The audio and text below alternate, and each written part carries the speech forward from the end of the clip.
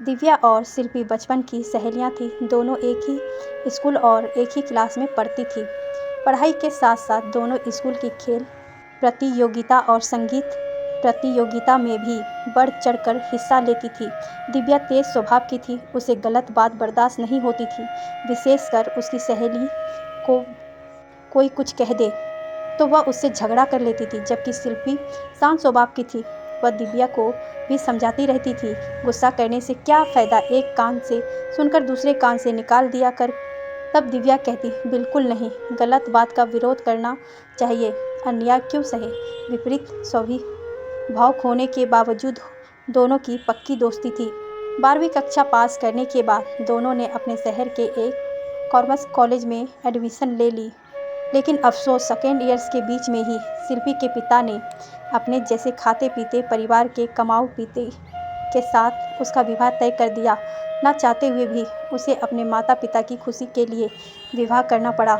विवाह के महीने भर तक तो सब ठीक रहा, लेकिन फिर शिल्पी को पता चला कि उसके पति नरेश की नौकरी छूट गई है। तब उसने कहा कि कोई बात नहीं, आप दूसरी नौकरी ढूंढ लीजिए। नरेश खींचते हुए बोला, आजकल नौकरी मिलती है कहाँ, एक बिजनेस करने की सोच रहा हूँ, तुम अपने पिता से 5 लाख रुपया ले आओ तो मेरा काम हो सकता है।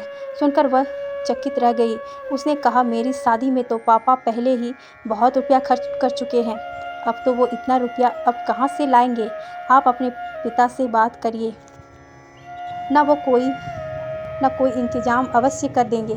सुनकर नरेश को गुस्सा तो बहुत आया, लेकिन उस वक्त वो शांत रह गया। उस दिन के बाद से नरेश शिल्पी से खिंचा खिंचा रहने लगा। बात बात पर उस पर चिल्लाता, कभी कभी हाथ भी उठा देता। कल तक जो सास ससुर उसे बहू बहू कहते नहीं थकते थे, वो अब उससे सीधे मुंह बात नहीं करते। उन्होंने घर की बाई को हमेशा के लिए छुट्टी देकर उस पर ही रसोई, बर्तन और साफ सफाई की जिम्मेदारी लाद दी। वो अक्सर शिल्पी को प्रेरित करते और नरेश के दूसरे ब्याह की धमकी देकर उसे मानसिक आहत पहुंचाते। शिल्पी का भाई बीमार था तो वह सास से मायके जाने की विनती करने लगी। उसकी सास ने सोचा, जाएगी तो रुपये भी लाएगी। मायके आने पर उसने दिव्या को सारी बातें बताई। शिल्पी के शरीर पर चोटों के निशान देखकर दिव्या का खून खौल उठा। वह शिल्पी पर गुस्सा हुई, तूने मुझे पहले क्यों नहीं बताया, इतना कुछ क्यों सहा। मैं बहुत डर गई थी। वह रोने लगी। तब दिव्या ने उसे चुप कराया और कान में धीरे से कुछ कहा, लेकिन शिल्पी अभी भी डरी हुई थी। डर मत, अन्याय के विरुद्ध आवाज़ उठाना सीख। उसके कंधे पर हाथ रखकर दिव्या बोली। शिल्पी खाली हाथ ससुराल पहुंची तो सास ने उसे बहुत गालियां दी।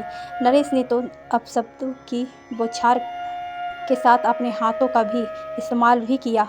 अगले दिन सुबह ही माँ बेटे ने उसे घर से बाहर कर दिया। रोती हुई शिल्पी अपने घर पहुंची। बेटी की हालत देखकर उसके माता पिता के आंखों से आंसू ही नहीं थम रहे थे। दिव्या कॉलेज में थी। खबर मिलते ही दौड़ी आई तो उसके गले से लाकर शिल्पा फूट फूट कर रोने लगी। दिव्या ने उसके आंसू पोंछे और हाथ पकड़कर बोली, चल थाने। नहीं नहीं बेटी, थाने वाने नहीं, हमारी बहुत बदनामी होगी। शिल्पी के माता पिता डर गए। तब शिल्पी बोली, माँ, जुल्म सहना भी तो अपराध है।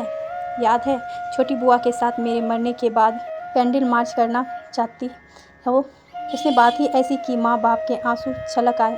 बोले, जा बेटी, विजय भवा, कहकर उन्होंने दोनों को आशीर्वाद देकर विदा किया। थाने में जाकर शिल्पी ने नरेश और उसकी मां के खिलाफ दहेज मांगने तथा उसके साथ मारपीट करने की रिपोर्ट दर्ज कराई। साथ ही मोबाइल में रिकॉर्ड वीडियो दिव्या के कहने पर भी पुलिस को दिखाया। पुलिस ने तुरंत शिल्पी के ससुराल वाले को अरेस्ट किया। थाने में बंद होकर भी नरेश शिल्पी को धमकाने से बाज नहीं आया था। दिव्या की भाग दौड़ देखकर उसके माता पिता चिंतित उठे। उन्होंने दिव्या से कहा, देख बेटी, अब आगे का शिल्पी खुद देख लेगी, तू उसके लिए अपनी पढ़ाई क्यों डिस्टर्ब कर रही है। कोर्ट कचहरी से तो तेरी बदनामी होगी। तब दिव्या अपनी माँ के दोनों हाथ अपने हाथों में लेकर बोली, माँ, आपको अपनी बेटी की चिंता है और शिल्पी की ज़िंदगी का नहीं। जब तक हम दूसरे की बहन बेटी को भी अपना समझकर उसके साथ खड़े नहीं होंगे, तब तक उसके साथ अत्याचार होते ही रहेगा। जरा सोचो माँ, अगर शिल्पी की जगह आपकी बेटी होती तो। बीच राह में शिल्पी मेरा साथ छोड़ देती तो उसने बात ही ऐसी की।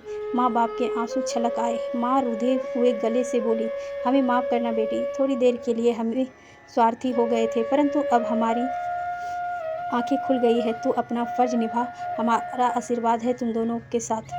नरेश मुकदमा चला। इस बीच दिव्या शिल्पी को काफ़ी परेशानियों का सामना करना पड़ा, लेकिन उन दोनों की हिम्मत नहीं हारी। अंत में उनकी जीत हुई। शिल्पी को न्याय मिला और उसके ससुराल वाले को सजा हुई। इसी बीच शिल्पी ने भी फिर से कॉलेज जाना शुरू कर दिया।